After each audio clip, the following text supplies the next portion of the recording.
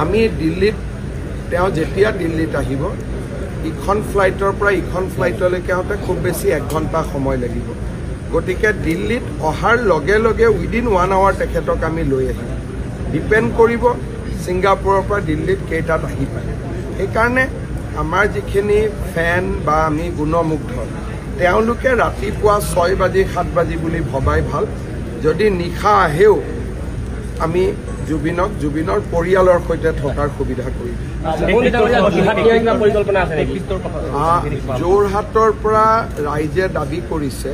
যে তেজপুৰত জ্যোতি বিষ্ণু আছে গুৱাহাটীত ভূপেন হাজৰিকা আছে যোৰহাটত জুবিন গাৰ্গ থাকিব লাগে জুবিনৰ গুণমুগ্ধ যোৰহাটৰ ৰাইজে বিশেষকৈ উজনি ৰাইজে আমাক যথেষ্ট অনুৰোধ কৰিছে কিন্তু এই বিষয়ে মই যোৱাকালিয়ে কৈছোঁ যে চৰকাৰে অকলে সিদ্ধান্ত ল'ব খোজা নাই আমাৰ অসম সাহিত্য সভা পদ অসম ছাত্ৰ সন্থা বা আমাৰ যিখিনি শিল্পী আছে জুবিনৰ লগত যথেষ্ট জীৱনটো নিবিড়ভাৱে কটালে আমি তেওঁলোকৰ লগত আলোচনা কৰিম আৰু পৰিয়ালৰ যিটো ভিউ সেইটোতো আটাইতকৈ গুৰুত্বপূৰ্ণ যে পৰিয়ালে কি বিচাৰে গতিকে এই গোটেই কথাখিনি পতাৰ পিছতহে আমি অন্তিম সংস্কাৰৰ সিদ্ধান্ত ল'ম আৰু এই বিষয়ে কথা পাতিবৰ কাৰণে মই ৰনোজ পেগু বিমল বৰাক দায়িত্ব দিছোঁ তেওঁলোকে দল সংগঠন কলা কুশলী সকলোৰে লগত কথা পাতিব আৰু আমি জুবিনৰ ক্ষেত্ৰত কোনো সিদ্ধান্ত চৰকাৰীভাৱে নকৰি ৰাইজৰ দ্বাৰা আমি কৰিব খুজিছোঁ যাতে ৰাইজে বিচৰা মতে আমি কৰিব পাৰোঁ সেইটো চব সিদ্ধান্ত এইটোৱে যে আমি কাকো বাধা নিদিওঁ যিমান সময়লৈকে মানুহ আহি থাকিব সিমান দিন আমি ৰাখিব পাৰোঁ কিন্তু যিহেতু এমব্লেম হৈ আহিব শৰীৰটো কিমান সময় থাকিব পাৰিব ডাক্তৰে আমাক ক'ব ধৰক যেতিয়া আমি সংস্কাৰলৈকে লৈ যাওঁ তেতিয়ালৈকে যদি বডিটো একেবাৰে বেয়া অৱস্থাত হয় তেতিয়াও মানুহে বেয়া পাব সেইকাৰণে এইটো নিৰ্ভৰ কৰিব চিকিৎসকসকলৰ ওপৰত ছিংগাপুৰত এতিয়া তেওঁ এমব্লেমৰ কাম চলি আছে সি কিমান দিন শৰীৰটোক প্ৰটেক্ট কৰিব পাৰিব এতিয়া আজিতো আহোঁতে 24 ঘণ্টা হৈ যাব ইয়াতে 24 ঘণ্টা থাকিলে 48 ঘণ্টা আমি ক'লোঁ আৰু এদিন বঢ়াই দিয়ক 72 ঘণ্টা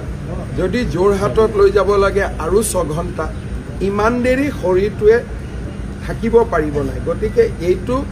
যিটো আমাৰ ডক্টৰসকলে আমাক যেনেকৈ ক'ব যে ইয়াৰ পিছত থাকিলে